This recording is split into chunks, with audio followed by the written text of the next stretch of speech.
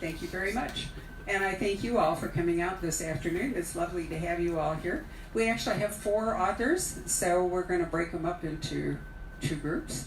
And at the end, because this is a Poison Pen Press party, we're going to give everybody a free book. Not one of theirs. Sorry, that's not how it works. I do have some behind me, and if I run out, I will run out and get some more, so we'll talk about that in a little while. In any case, we have one rogue author here who is not a Poison Pen Press author, but nonetheless has been part of the bookstore for forever. So, Mark Coggins, welcome back. Thank you. You have to use the microphone. Thank you. You're welcome. And on my left is Thomas Kies. I always want to call it Kies. Rhymes with blue skies. And your blue shirt. Right. Whose third book, Graveyard Bay, about reported Geneva case, published this month. So, Chase. What did I say? Chase? Thank you. Every editor needs an editor, right? Anyway, so Tom's books are about an investigative reporter, and Mark's books are about a private eye, Augustus Reardon, in San Francisco, right? That is correct. So there must be some carryovers between the kinds of investigations that you two have your protagonists doing, right? Well, Reardon actually started as a reporter. That's his backstory. Oh, Lord, way back. Way back.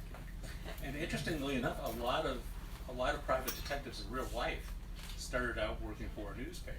And in some cases, private eyes still work for a newspaper, and they moonlight as a private eye. Especially as the newspaper business is collapsing, they need a second income. Oh baby, do they ever? Yeah. And in fact, your Geneva is going through a difficult scenario in her Sheffield, Connecticut Gold Coast is where these books are set. Where the smaller newspaper has been maybe being engulfed by a larger conglomerate. Yeah, more and more conglomerates are buying up as many newspapers as they can. There's just an economy of scale, and what they'll do is they'll cut the news staff, they'll cut costs, and it becomes more profitable. But what happens, there's less room for news in the newspaper, and there are less reporters covering the news. So while they still work very, very hard at what they do, there's just not enough time in the day to do the investigative reporting that we used to do back in the day.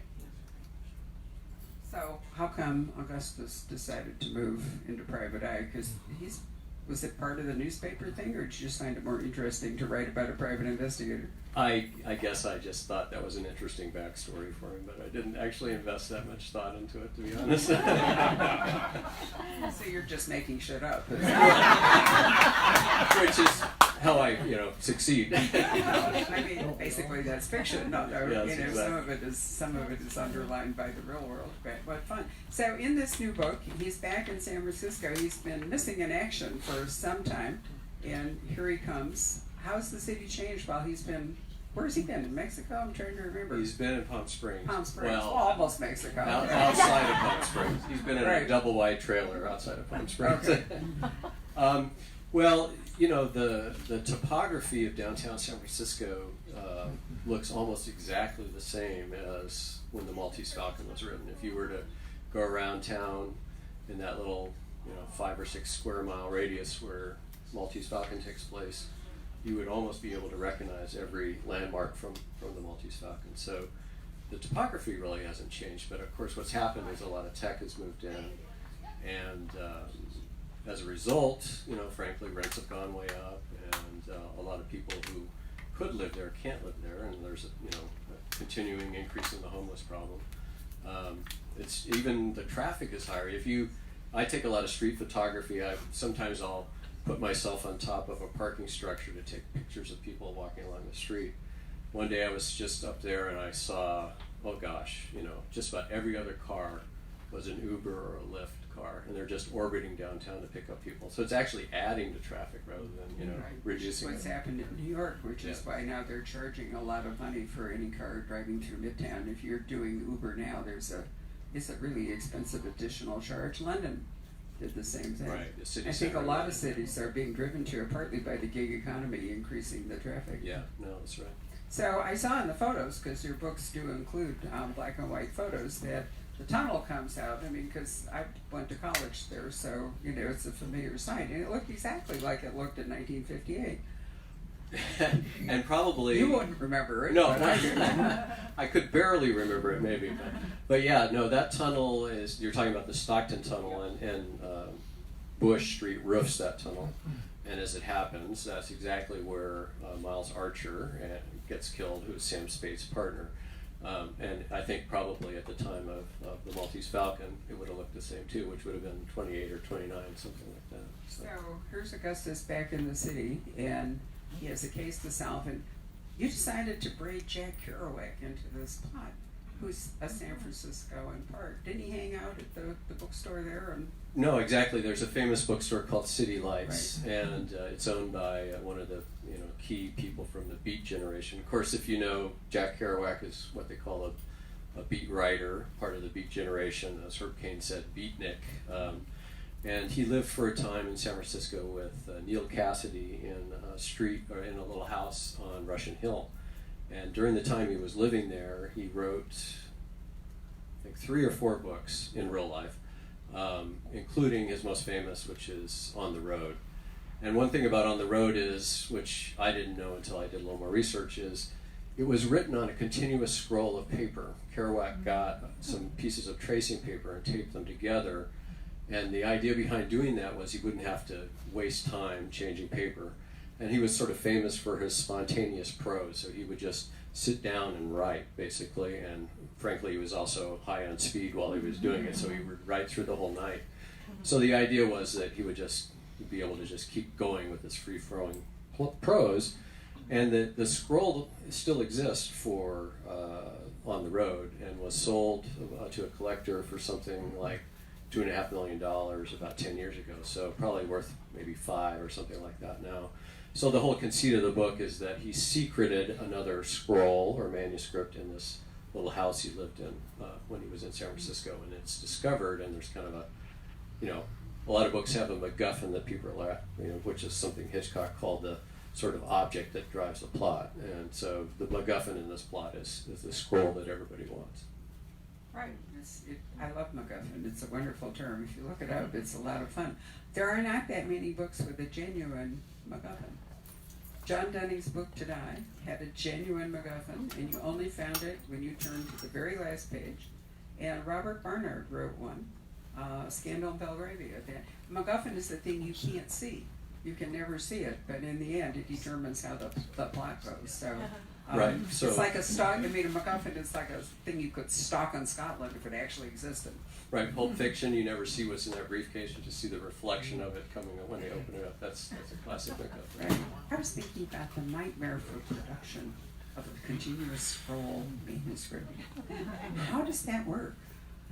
Well, Someone had to typeset it and yes. make it into pages. So, because yes. books are not continuous scrolls since the Alexandria Library burned. So Well, right. So I read about the first publisher he submitted it to, and they turned it down.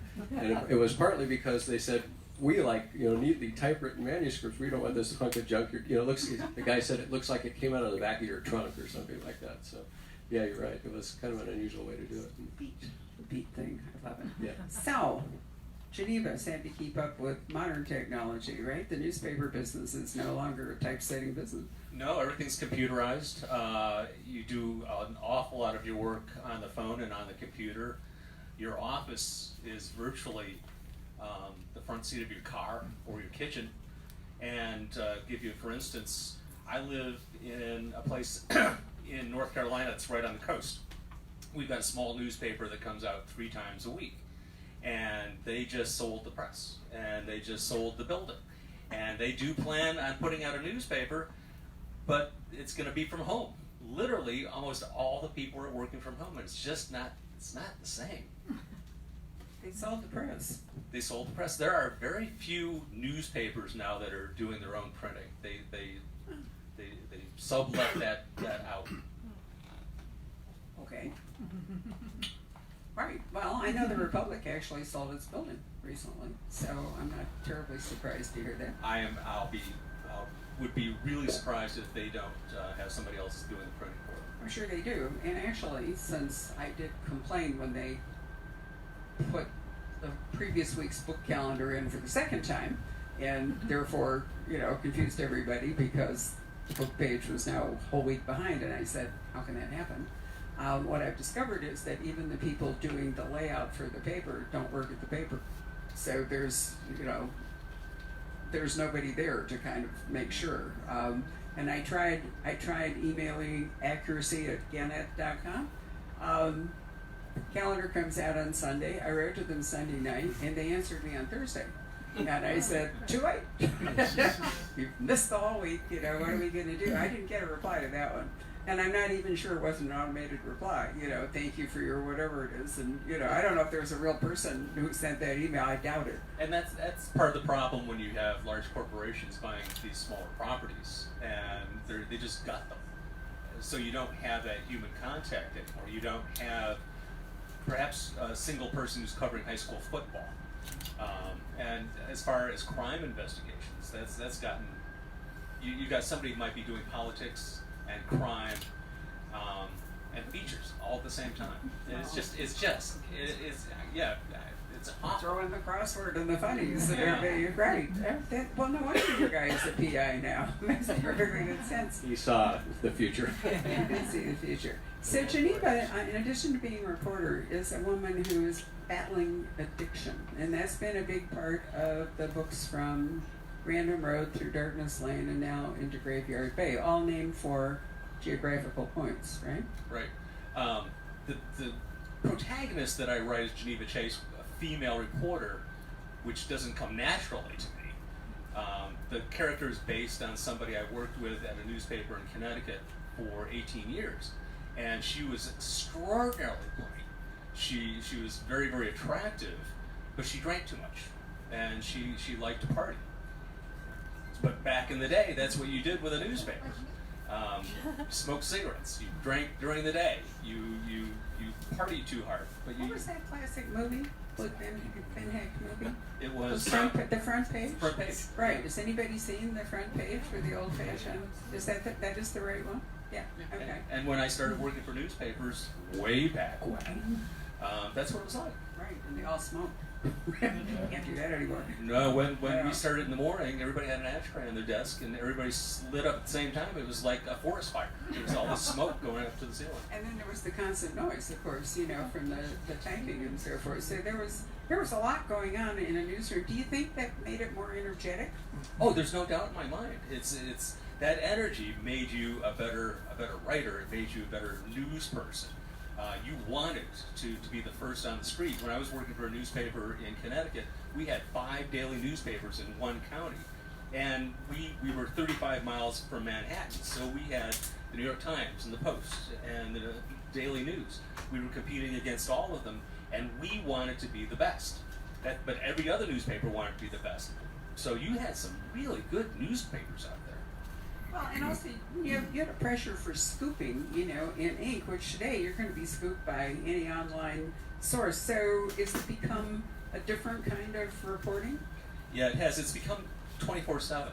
Now, even if you work for a physical newspaper, all newspapers have websites. And they are posting stories up on their website, in some cases, before they have been able to confirm all the facts. And that's where you run into serious problems, when you don't spend enough time checking your sources and just finding out whether or not your writing is the absolute truth. So is stop the presses even a trope anymore in the newspaper business? I'm not sure, but I did it once when I was a Power. newspaper guy. Yeah, I ran into the press room and I go, "Stop the presses!" And boy, that felt good. Sure, you'd be gone for a moment. Did they stop? They stopped, yeah, which surprised the hell out of me because nobody listened to me. Troublemaker. Well, back to Geneva and her addiction. How have you handled that as the books have moved along? Because you can't really just have her a drunk all the time. It's going to be very boring for the reader. No, she's trying to cut back, and she's actually raising a 15-year-old girl who's not her daughter. So she's got a responsibility. It's not just her anymore. She can't just do what she wants to do in her spare time. And in the 4th book, she's quit. She's stopped drinking. Coincidentally, the person I patterned the character after has done the same thing. it's a weird coincidence. It really wasn't planned at all. Well, and so if she's not drinking, she's probably making a few better choices in other aspects of her life. So it's been really interesting to follow that. We'll come back to the plot, but I wanted to ask Mark, Augustus has a relationship issue, all we always has had, but in this book, there's one sort of waiting for him, but maybe not, because he's been gone and now he's back. How did you decide to handle that?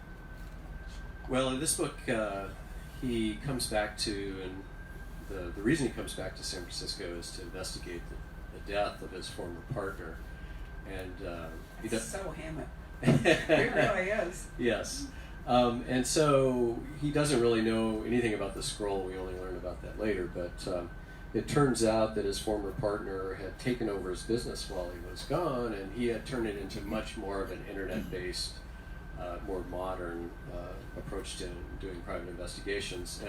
And oh, by the way, was making a lot more money than August did doing that. But it turns out, as he digs into it, that he had his partner had taken on this case on the side involving this young woman who is Reardon's putative love interest in this book. So she's rather younger than him, and he's feeling kind of awkward about it, and there's probably good reason for that.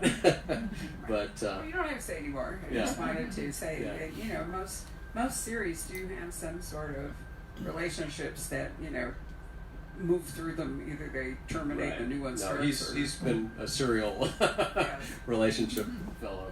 More like Travis McGee. Well, not that bad. Not that bad. He's not improving women by sleeping with them like Travis McGee. But actually, Travis McGee, I mean, he was like a dog in the sense that he was all in the prison, and whenever book ended and the new book started, it was just like nothing else had ever happened. That's one way of looking at it.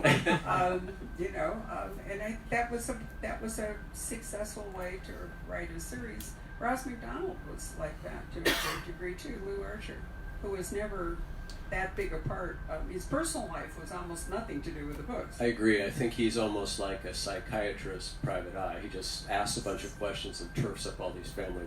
They're always based on some kind of history in the family. So yeah, it's not.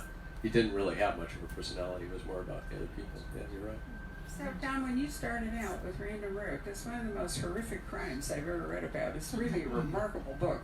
And part of the brutality and the punch of it is that it takes place in this Gold Coast, in this enormously rich enclave, and you don't expect this kind of thing to happen. And we're not going to talk about what it is because it's terrific the way it works out. But Geneva didn't start out to investigate, but she did once the story got to her. I mean, was she always a crime reporter?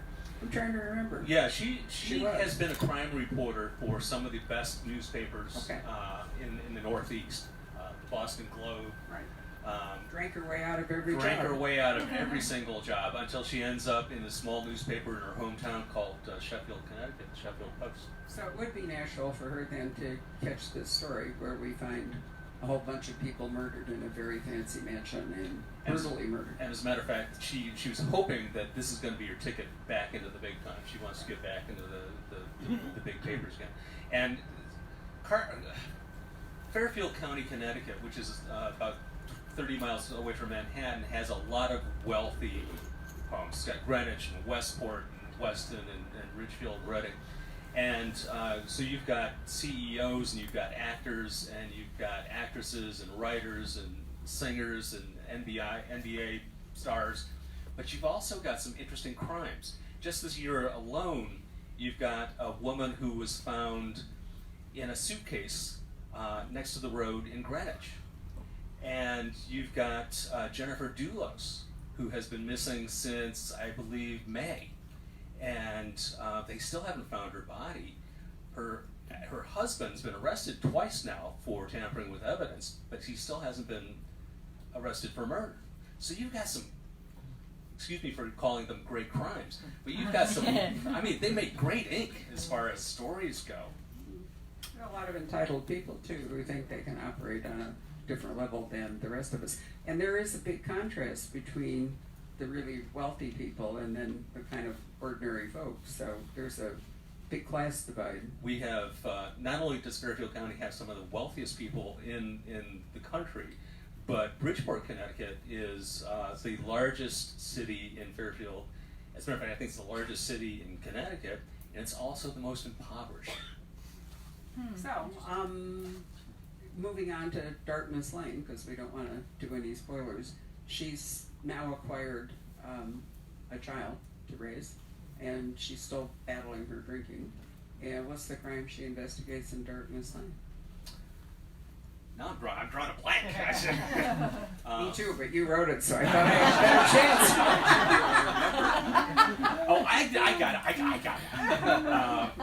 it. A 15-year-old girl goes missing, and as I'm writing this book, coincidentally, a 15-year-old girl goes missing in real life, and it looks as if she's left with one of her teachers. And in the book, it appears that this 15-year-old girl has left with one of her teachers. So as the story's breaking, I'm using some of the details now because I can, you can make it more real.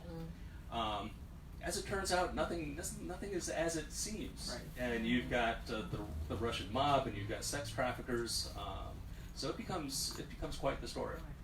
And in Graveyard Bay, you have another one of your trademark ghastly opening scenes. A really terrible way to die for these two people. Since it's the opening chapter, you could tell us what it is. Yeah, I was trying to think of one of the most horrific ways that you might kill somebody. And because This is what mystery writers do. Come on. my wife says she sleeps with one eye open. I don't know why.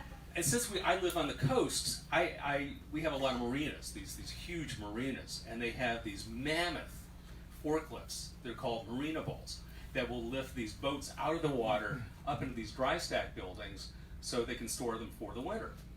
And they're huge. So what I've done, these two people, it's a crooked judge and a Jane Doe, were chained naked to the prongs of this forklift. And initially they're dropped into the water.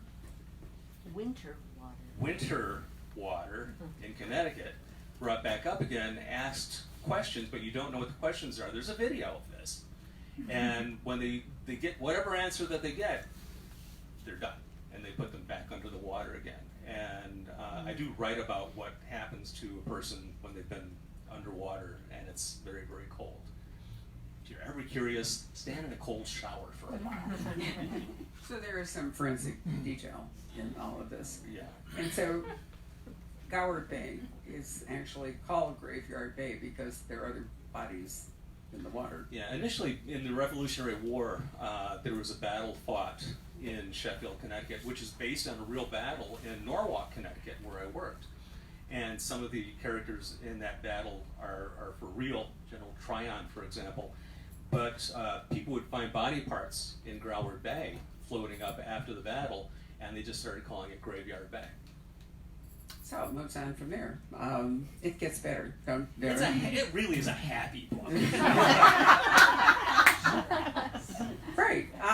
Well, there is, I'm happy to say, an upward curve for Geneva, because you really wouldn't enjoy it if it were just a downhill spiral, right? So it's not noir.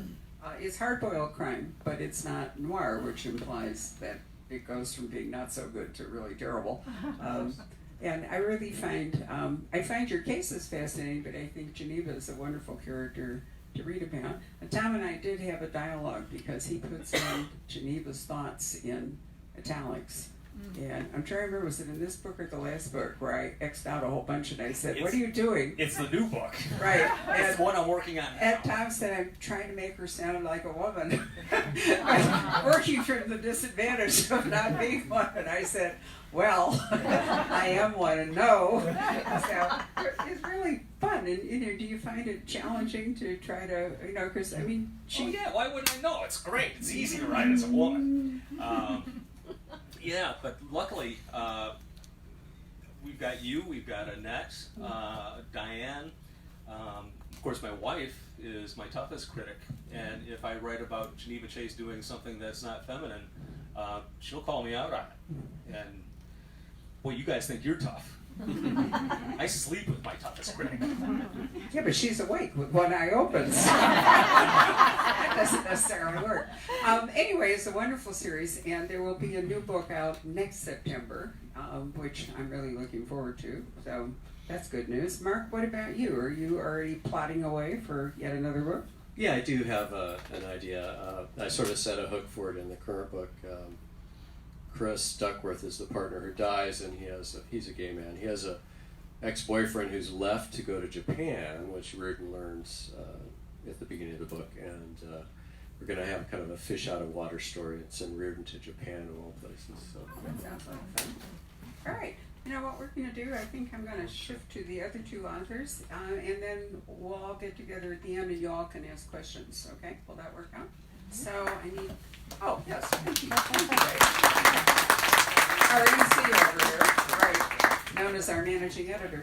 Right. So we need Dennis and Warren. Great. Thank you guys. So here we're moving on to a psychologist who is a consultant for the Pittsburgh Police Department. That's been pretty traumatic all the way around. And over here we have a lawyer. I actually thought Warren was one, but he tells me no. I am now. But Warren's got two main characters, well three actually, because there's a dog. But Cal Claxton is the Oregon lawyer, but really Oregon is in many ways the main character, and it's been wonderful to tour around Portland and the wine country, and in this case you're over at the coast in Coos Bay, but you just love writing about Oregon. Yeah. You need the microphone. Can you hear me? Is it Not on? if you don't hold it up. Yeah. Yeah, I when I started this series, I was reading a lot of James Lee Burke.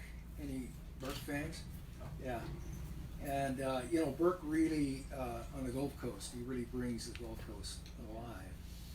And so the first Montana too, for that matter. yeah, exactly. Although I like the David Robichaux series the best. So I had the idea, you know, little me had never written a book. My God, why couldn't I do that in Oregon? Why couldn't I set a series in Oregon? Because I love the place so much and kind of bring Oregon alive. So that's what I try to do, and it's a lot of fun to do it. And in this book, I put Cal down on the coast because it turns out the coast of Oregon is the place that I love the best. So I kind of saved this book and finally got up enough nerve to put him down on the coast. It's wonderful. It's fishing. It's also sort of like the Central Park Five in Oregon in the sense that there's a young teenage boy who's in prison, and his bookstore owning grandmother, which I relate to, his bookstore owning grandmother. I thought of you. Thank you. Oh, good. Was I excellent? Wants Cal to see if he can get him out, but it's a nearly impossible thing to overturn a jury decision and bring somebody back out of prison. In fact, Philip Margolin was here while I was working with you on the book, and he said, "Good luck." You know, if he could figure out a way that Cal could actually spring this kid if he can. We won't tell you whether he does or not. Yeah, well, I have a PhD in chemistry, so I do talk to Phil occasionally to get tips on lawyering. But yeah, the Kenny Sanders is a 16-year-old happy-go-lucky kid living in Coos Bay, right on the coast, a surfer, and at 16, he gets accused of murder, gets convicted, and gets sentenced to life in prison with no chance of parole. Now, Oregon is one of the few states in the nation that allows a juvenile to be tried as an adult. And so that's kind of what kicked it. That's the thing that caught my eye. You know, there's 2,000 juveniles in our system, in our penal system, that have been sentenced to life in prison without parole across all 50 states. So that was the thing that I started with, and the case against Kenny was kind of a slam dunk. You know, he had a motive. He was observed to be near the place where the murder happened. And the biggest thing was, and there was a witness, a jailhouse witness, that said that he was bragging about the crime. And but the biggest thing was that he confessed to the crime. So the challenge then, once Cal decides and Cal is always reluctant to get involved in these things. They never pay any money, and it usually winds up getting him close to killed. But he agrees to look at it, and the only way he can really, because all the appeals have been played out, his grandmother, who's his only living relative that gives a shit, she's out of money, and so the only way he can get Kinney out of jail is to find out who really killed this guy. So that's kind of where I started. And you start out with the body in the river too, so I always like, right, because otherwise, if you're just reading along trying to work out how Kenny may or may not be sprung from prison, you needed some more immediate incentive. Yeah, he's actually starts out, you gave it away, but he starts out, he's fishing with his daughter, and Claire is, she's got a PhD in environmental science, and she's doing a postdoc at Harvard, and she decides to join her dad for the vacation. And where was I going with that? I don't know, you said I should Yeah. get away. Lonnie said like the Oh, I first know what I chapter, wanna so I'm do. not sure when Yes. I get away. Yes, thank you. So Claire, when I started this book, I thought I've raised two daughters, so I've never really written a lot about Claire and Cal, because it gets kind of close. My daughters look at it and say, "Hey, you writing about me?" But so I figured, okay, I'll bring her in, give her a cameo appearance, send her back to Cambridge, and that'll be the end of it. Well, what happened was she wouldn't leave, and so the book turned out to be a kind of a father-daughter mystery story, which surprised the heck out of me. This is great, right? Yeah. So Dennis, it's been a while. Yes. Yes, it's been a while. But you are at work on a new book Yes. for March of 2021. Yes, that's That right. right? That's Yeah. right. But Like, catch I us. know what I'm doing tomorrow, but I'm working on a book for March. Yeah, we feel the same, trust me. Yes, well, we're all dealing with that. But moving that aside, your last book, Head Wounds. Yeah. Daniel Rinaldi has had a sort of ongoing backstory in the books, which is that his wife was murdered, and a terrible thing for him, depression, guilt, survivor guilt. And so in this book, part of that comes back into play, and he faces down this really terrible serial murderer. Yeah, this is a real interesting book for people who know earlier books in the series, because the backstory from the very first book was that he and his wife were mugged 12 years before. They were both shot. His wife died. He survived barely, and he's been struggling with survivor guilt ever since. But at the same time, it gave him his mission, which is he's a psychologist who is an expert on trauma, people who've been traumatized by violent crime, and he consults with the Pittsburgh police. And all of my books are kind of thrillers, but I call them mystery thrillers because we don't know who the bad guy is till the end. Head Wounds is really different. I show you and tell you who the bad guy is about 50 pages in. After an incredibly surprise opener. After One of your very best openers. Thank you so much. Yes, I'm proud of that open. Actually, You yeah. got me. Wow. And so it turns into a cat and mouse game with a villain named Sebastian Maddox. And one of the things I like to do in each of my books is deal with a mental health condition, because I'm a psychologist, so I'm interested in that. So the third book was called Night Terrors, which is about the fact that more adults are being diagnosed with that. The fourth book is called Phantom Limb. Well, the fifth book is Sebastian Maddox, my villain, suffers from a condition called erotomania. And it's a fascinating condition. It's not as sexy as it sounds, unfortunately, but What it is the delusional belief that someone else is in love with you. Let's say a coworker or a famous person or a distant relative, whatever. And that you and she, I'm going to make it a man, you and she have a secret love that nobody knows about. So if she wears purple that day, to me that's a sign that she's saying, you and I are together. And if she takes her glasses off, she's saying, I love you. And I am absolutely convinced of this, so that when the person who's on the receiving end of this says, will you get out of here? Leave me alone. To the person with erotomania, this is a test of my love. If you call the police and you get a restraining order, this is another test of my love. And so in my book, Sebastian Maddox has erotomania for Barbara, who marries my lead character.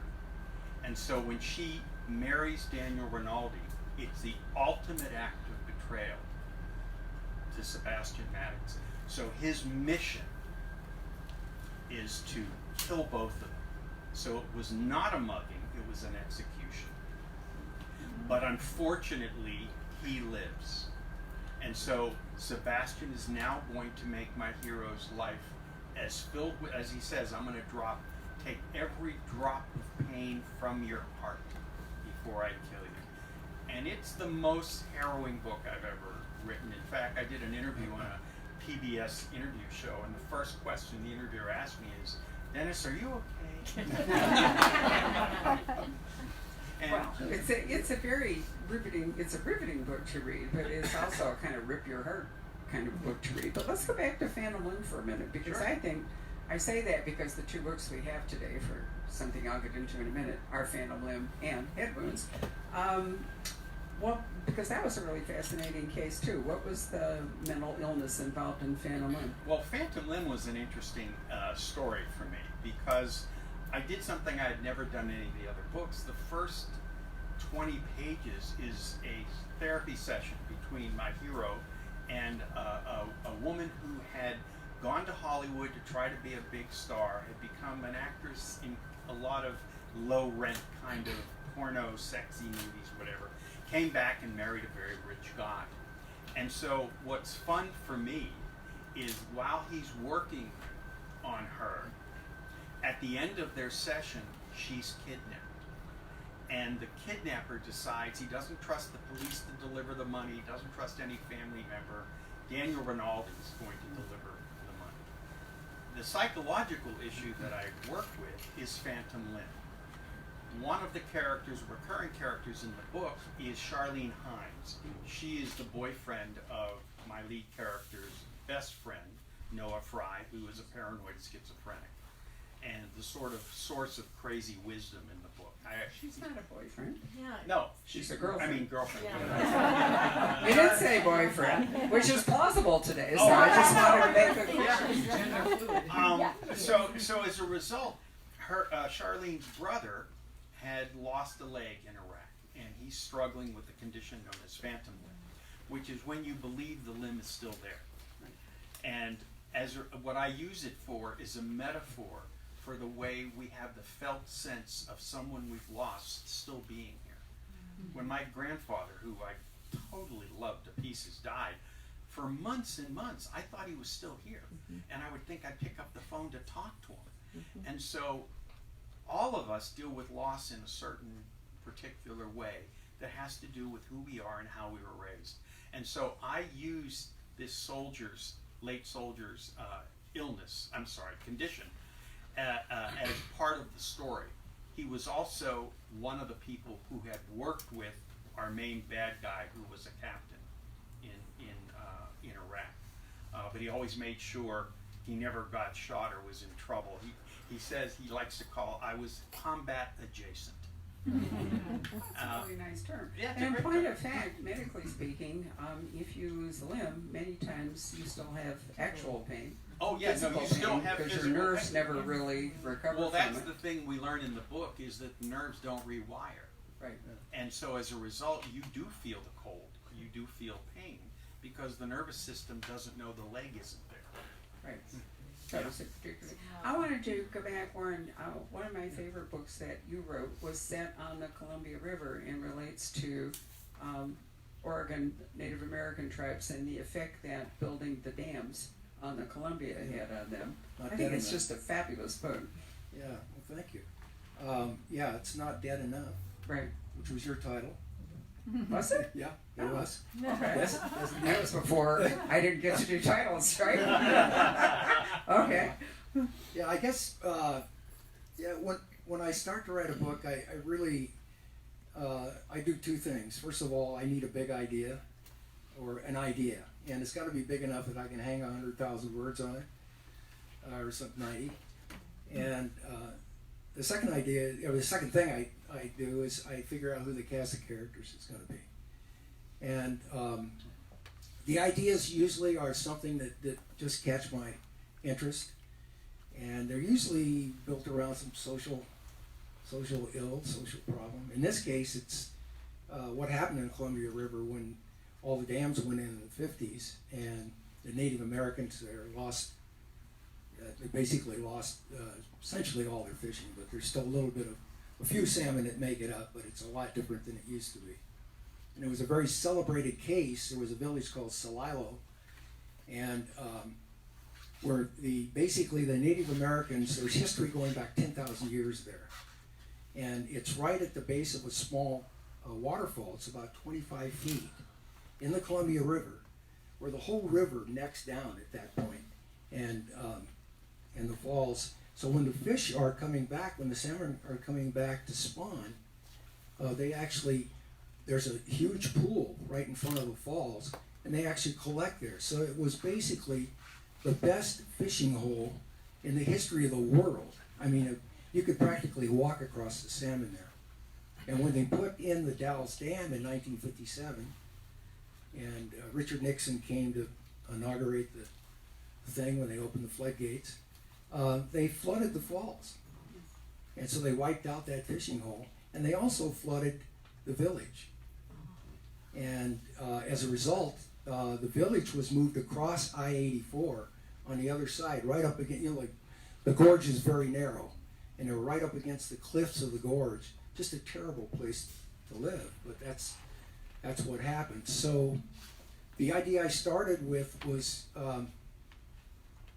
what would happen if a Native American who was actually a military veteran and a war hero was fighting against, the Native Americans put up a tremendous fight in Washington. And what if one of them, a guy named Nelson Quia, that night when they flooded the falls, he disappears. And then 50 years later, my protagonist, Cal Claxton, goes to basically a ceremony put on by the Native Americans at the 50-year anniversary of the burying of the falls. And of course, he meets a Native American woman whose grandfather was Nelson Quia. And that's kind of where it starts. Yeah, there's a Jimmy Hoffa element to this whole book. But it's such a wonderful book. I actually sent it to Ann Hillerman because I thought that if Tony had been alive, I would have sent it to him. Because I thought that it was so comparable to, the sorts of books that Hillerman's write about. Yeah, I read Hillerman was one of my big influences. But you'll notice there's a fishing theme in all of Warren's books, so you can't overcome it. That's what you're doing when you're not writing, right? Yeah, I do a lot of that. Or maybe when you are writing. I don't know. Both. What happened to Cal was his wife commits suicide. He's a hard-charging attorney down in L.A. And a prosecutor. And as a result, he feels guilty about it. So he moves to Oregon, goes up into the wine country, gets an old farmhouse, and decides to reinvent himself as a defense lawyer doing it with a one-man practice. And he has a great dog. Did I mention the dog?